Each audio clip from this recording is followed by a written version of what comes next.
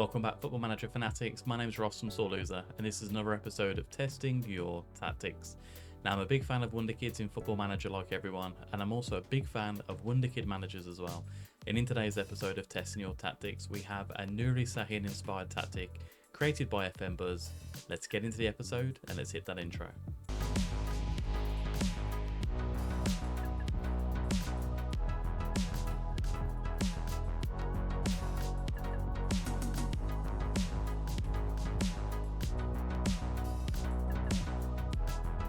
Now, as always, when I test these tactics, we'll be going on holiday for the season and leaving our assistant manager in charge. No badges, no past experiences. The transfer window is going to be disabled in the first window as well. Now, for the test today, we're going to be having Nuri Şahin's old teams, so Real Madrid, Liverpool, and Borussia Dortmund as well. Let's get into the episode. Let me show you the tactic. Hit the like button and subscribe if you find this useful. Let's get started. Now, quick overview of the tactic. It is a Nuri Şahin 4-2-3-1 formation. Tactical style is Nuri ball, big fan of that, positive mentality. In possession, it's fairly wide attacking width with passing to space, focus down the left and right and play out the defence as well. Much shorter passing with a slightly higher tempo, mixed crosses in the final third and run at the defence dribbling style as well. In the transition, it's a counter press and a counter with distribute quickly, distribute to fullbacks and the centre backs as well with take shorter kicks. Then out of possession, it's a high line of engagement with a standard defensive line as well. Trigger press much more often and prevent short goalkeeper distribution. Now, looking at the roles, we've got a sweeper keeper on support, and there's no instructions there. It just is take more risks as is default. Two fullbacks on attack as well, right and left. So on the right hand side, it's more direct passes and cross aim towards the centre. On the left, however, it is just cross aim towards the centre. Two ball playing defenders. Take more risks and hold position, the standard instructions for them. We have a regista on support on the left hand side of a midfield defence midfielder of two. Take more risks and roam from position, they're the standard instructions there, and then segundo volante on support with no instructions selected. Two inside forwards, or inverted wingers I should say, on attack on the left and right. Cross aim towards the centre, dribble more, cut inside with the ball and get further forward. On the right hand side, cross aim centre, dribble more, cut inside and get further forward as well. With an attacking midfielder on attack just behind an advanced forward on attack. Attacking midfielder on attack, a lot of attacks there. Take more risks, dribble more, move into the channels and get further forward as well. And then an advanced forward on attack, take more risks, dribble more, shoot more often and move into channels. As we're already on the Dortmund screen, we're going to do our first test with Borussia Dortmund. The media prediction is second. How we're going to get on? Let's find out. Now, we didn't manage to dethrone Bayern Munich, but we have met our media prediction of second. 23 wins, 7 draws and 4 losses in the league, plus 50 goal difference as well. Now, we have got the highest goal difference in the division, which is any consolation. You know, we'll kind of go with that. Looking at the player stats as well. So Timo Werner topped the goal scoring charts in the Bundesliga, but Sebastian Haller was second with 22 goals. Haller was also third in the average rating with 7.33, with Julian Brandt third in the assists with 12. Clean sheets, Gregor Kobel is third with 12 clean sheets as well. Now, speaking of that goal difference, we did score the most amount of goals in the Bundesliga with 82 across the season, 11 of these coming from corners. Most shots for was second on this with 472. Few shots against, with 5th in the league here with 282. So kind of looking at this tactic straight away, it's good in attack and it's pretty good in defence as well. Looking at most dribbles made, we're 4th in the league with 514. Most clean sheets, joint 3rd with 12. And fewest conceded with 3rd as well, with 32 conceded across the season. And looking at the other competitions we're involved in, we got knocked out in the UEFA Champions League round of 16 to Barcelona, which, to be fair, you're going to face against Barcelona, you're going to be in trouble. However, we did win the DFB Pokal and we beat Bayer Leverkusen on penalties as well in the final. So even though we didn't win the Bundesliga, we've got 1 trophy, which is very nice to see. Now, we started the season brightly in all competitions. An 11-0 demolition of Delmenhorst in the DFB Pokal first round. We tasted defeat to Freiburg, however, 1-0 in the middle of September, but we followed that up with a 3-0 victory against Celtic in the Champions League. We even drew with Paris Saint-Germain as well. Now, if you have a look, a lot of Sea Greens, a couple of bad results against Barcelona where we lost 4-1. We also lost 2-0 to them as well in the round of 16, so there was those results as well. We lost 1-0 to Bayern. which probably didn't help towards them winning the title, or stopping us from winning the title, I suppose. We then, however, a bounce back is at 10 straight victories as well, 9 straight victories, a 1-0 against Stuttgart, 4-1 against Borussia Mönchengladbach, 2-0 against Bayer Leverkusen, 3-0 against Leipzig, 6-0 against Augsburg, 2-0 against Mainz, 5-2 against Darmstadt. Then obviously we beat Bayer Leverkusen in the DFB Pokal final. And finally, an overview of how the squad did perform across the season. So Sebastian Haller, 25 goals and 2 assists as our main striker there. Giovanni Reina with 17 goals and 9 assists as well. Daniel Marlin, 12 goals and 11 assists. Julian Brandt with 11 goals and 15 assists. Karim Adeyemi with 9 goals and 1 assist. So the goals were spread across the front four, which is very nice to see. A lot of assists here as well. If you have a look at kind of the assisters in the team, Brandt with 15, Marco Reus with 13, Marlon with 11, even Nicolas Soule with 10 as a centre-back. That's fantastic. Very nice to see. A good tactic so far. Let's move on to Liverpool and let's see how we get on.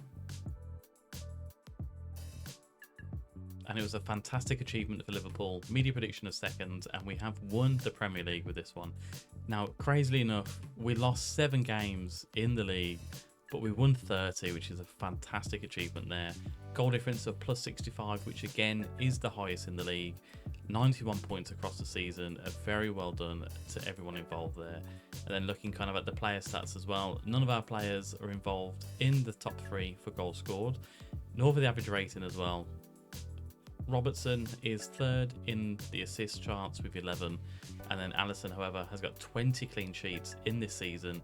So even though we didn't score that many by the looks of it, we didn't concede a lot. Now, I do take that back. We scored the most goals in the Premier League with 94, 11 of those coming from corners. Most shots for as well was 2nd with 585. So if we scored 94 goals and we weren't in the top 3 goal scorers in the league, it's very interesting to see how these goals are spread around. Few shots against, we're 3rd in the league here with 274. And we actually made it onto the pass completion list with 87% pass completion. We're 8th in the list here. We're also 8th on most possession as well, with 55% kind of average across the season, which is good to see. Most dribbles made, 5th in the league here with 659. We did keep the most clean sheets with 21 across the season, and we only conceded 29 goals across 38 games.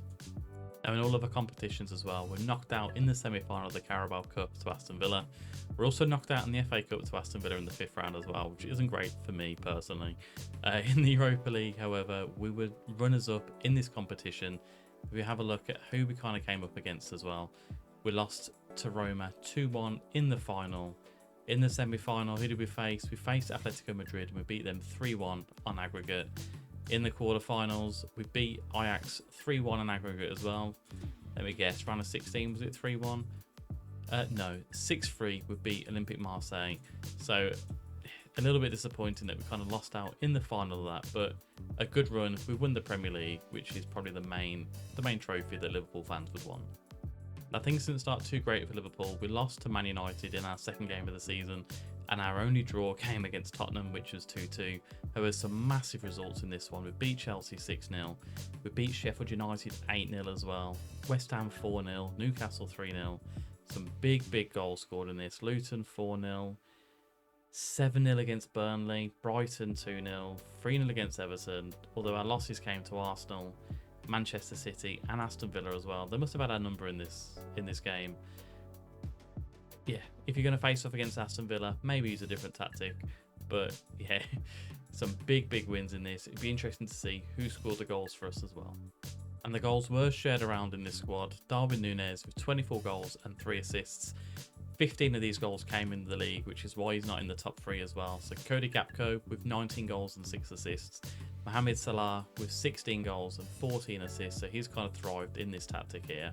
Diogo Jota with 14 goals and 8 assists, but Dominic Szoboszlai with 14 goals and 13 assists. Alexis McAllister with 12 goals and 6 assists, with Ibrahima Konate and Van Dijk as well, getting 14 goals between them and 4 assists as well. Very nice to see. Now we're going to move on to the last test of Real Madrid in the Spanish League. I'll see you there. Now, media prediction was first, and we've done just that. We are the champions of Spain. Now, looking at Barcelona, we're 11 points ahead of them, which is fantastic, and 7 points ahead of Atletico Madrid.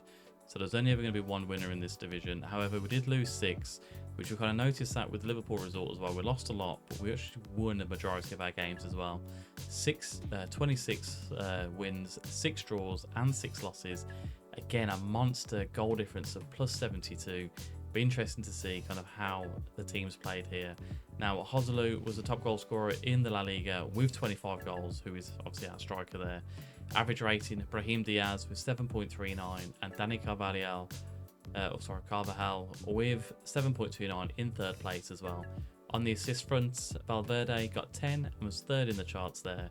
Clean sheets, Kepa, forgot he went to Real Madrid. Kepa with 18 clean sheets across the season, and Antonio Rudiger with 8 yellow cards as well.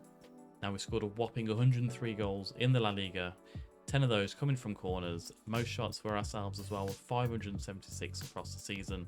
Fewest against, we're 5th on this chart with 297. Most possession, 6th with 54% average. Most dribbles made ourselves with 656. We're at the most clean sheets with 21, and we're the 4th fewest conceded with 31 across the La Liga.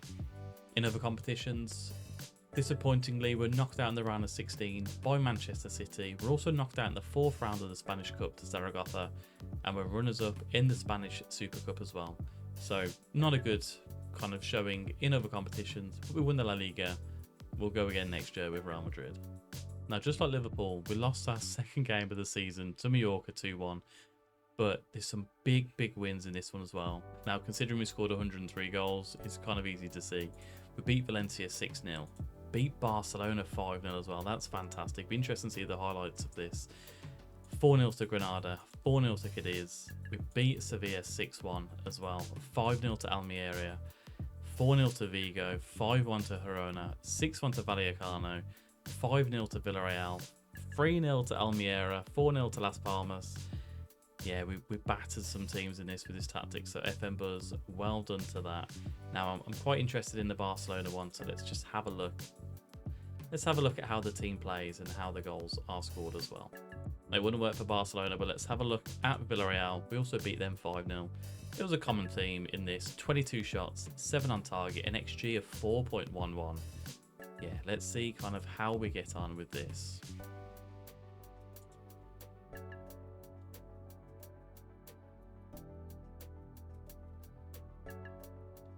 So our first goal, Brahim Diaz driving in from attacking midfielder, going on his own here as well. Does he cut it across? He does to Rodrigo. Nice tap in, but you know, very nice work goal from Diaz. Good work rate as well. So Camavinga on the left hand side, what has he got for us? Drives it again, kind of into the box, into the byline area. Vinny Jr. into Brahim Diaz. Nice goal in the central part of the 6-yard box as well. Now for 3-0 on the 40th minute, Camavinga looks like he's playing as a left back here in this formation. Alaba into Brahim Diaz. Now we had a good season with Real Madrid, and he's got 2 goals in this game as well. The 4th goal came on the 58th minute. Vinny Jr. down the left hand side. I mean, it's not been stopped there. Nice whip into the box, and Joselu, he got 25 goals in the league. This was one of them there. Nice header inside the 6-yard box as well. And then the last goal, Vinny Jr. into Joselu. I mean, Dani Parejo can't clear it away there. Diaz into Jr. Joselu again. Very nice to see.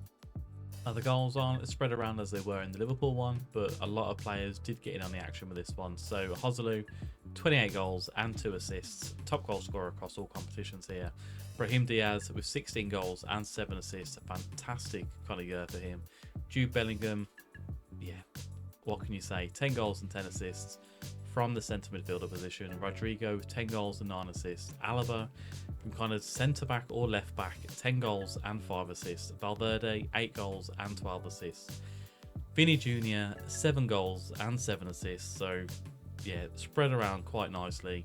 This is a very nice tactic. Now, would I use this tactic going forward? I really would. I think FMBuzz has created a very nice tactic here. It's goal heavy. Yes, you're going to let some goals in as well, but 103 goals for Real Madrid across the season. I mean, we blew Barcelona and Atletico Madrid out of the water.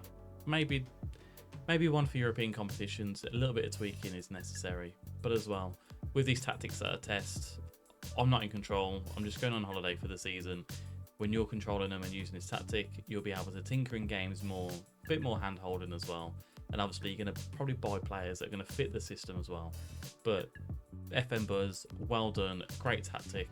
Keep up the good work, and also keep up hitting the like button and subscribing if you haven't already. If you made it this far, let me know your favourite flavour of ice cream, and I'll see you on the next episode of Testing Your Tactics. Check out these videos over here. No, they're not, they're over there. I'll see you next time. Bye.